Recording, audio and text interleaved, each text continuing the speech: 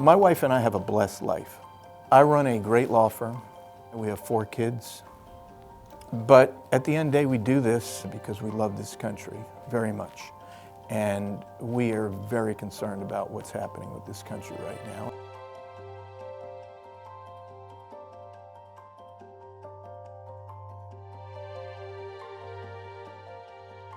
I believe this is a day and age for people who've succeeded in life to roll up our sleeves and try and get in office and do what we can to help this nation out.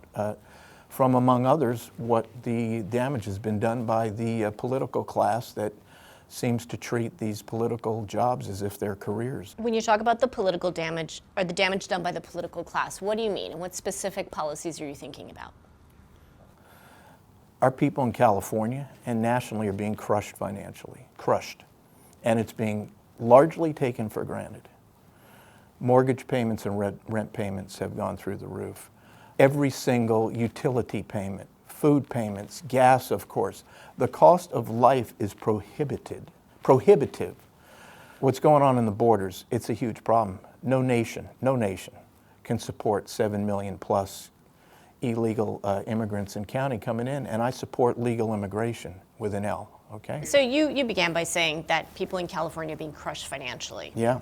What can a U.S. Senator do about high mortgage payments, high rent, high food costs? Two immediate things. We've got to cut spending as much as possible. We've got to go to pre-COVID spending levels. Right now we're living in a time post-COVID, but we're still living with COVID spending levels. Also, energy independence is huge to me.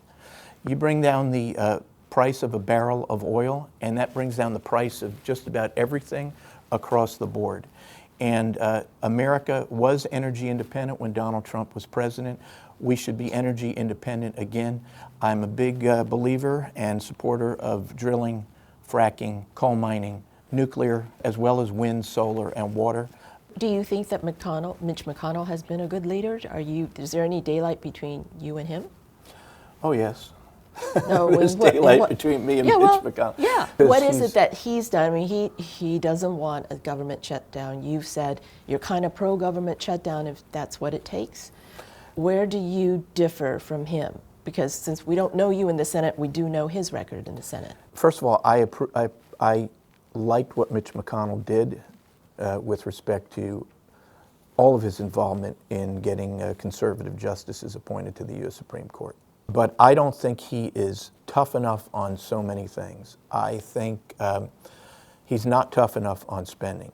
He's not tough enough on doing what it takes to investigate our entire election apparatus in this country.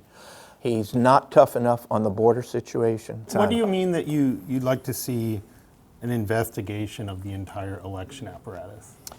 I believe any American who believes that every American citizen has the right to vote and must be allowed to vote would support a bipartisan investigation into our election apparatus in this country.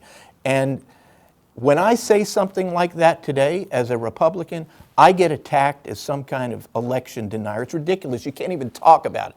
That's how far things have come in this country. But I speak for 2 lots of people and I speak for lots of people. That is one of the greatest rights we have.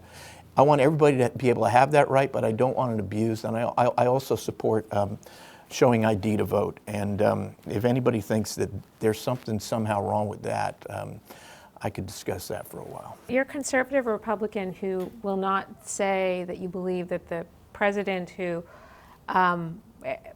most people in this day believe was elected.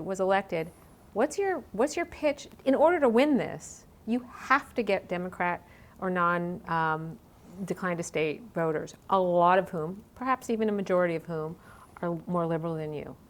What's your argument? Are you just shouting it into the wind, or do you have an actual argument? I do have an argument to them.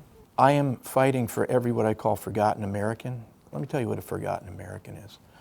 You wake up and you see the gas is now costing you $6 a gallon of gas, and you don't think there's anything you can do about it. When you know 3 years ago you were paying $2-something a gallon of gas, you don't think there's anything you can do about it.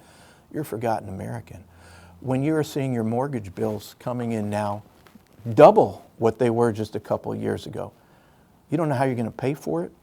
and you don't think there's anything you can do about it, you're a forgotten American. When you see your daughter, who busted her butt to succeed in sports, suddenly having to compete against somebody who was born a male, and you don't think there's anything you can do about it, you're a forgotten American. But you don't actually have a daughter who has a transgender person playing on her team, right? Is this a rhetorical idea, or No, do this you is know what's people happening in who- our country. I know, but Here's the generalized problem. Right now, in every public school in this state, starting at 5 and 6 years old, kindergarten, kids are being literally pummeled with all kinds of gender fluidity issues. Kids who know nothing about sex, who are innocent, they're young, they go in there wide-eyed, they think mom is a woman, dad is a dad, and they're intentionally being further confused about this stuff, and we're seeing growing numbers of this gender fluidity and everything else. And to make matters so much worse, we have a state, all the way up to the state government apparatus, that is intentionally pushing this stuff on kids and intentionally keeping parents in the dark about it.